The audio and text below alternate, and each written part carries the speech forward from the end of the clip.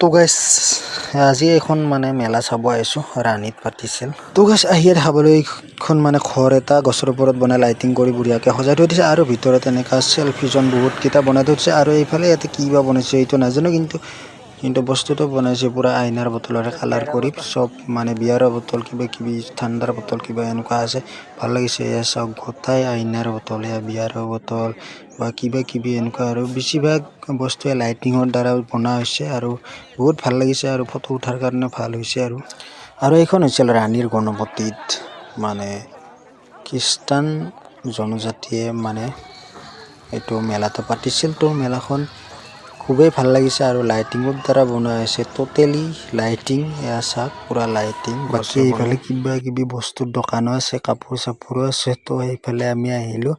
তো লাষ্টৰ দিনা আহিছিলোঁ আমি চোৱাৰ কাৰণে আৰু এইফালে কিবা কিবি ল'ম বুলি ভাবিছিলোঁ কিন্তু একো নল'লোঁ আৰু একো খাৱা নহ'ল আমাৰ। কিন্তু বাকী আৰু বেছি নাই এইখিনিয়ে চাব লগা বস্তু আছিল। তো এইখিনি চাই আমি ঘৰলৈ যাম এতিয়া গমে পালে। তো বাই বাই আৰু লগ পাম নেক্সট ভিডিঅ'ত।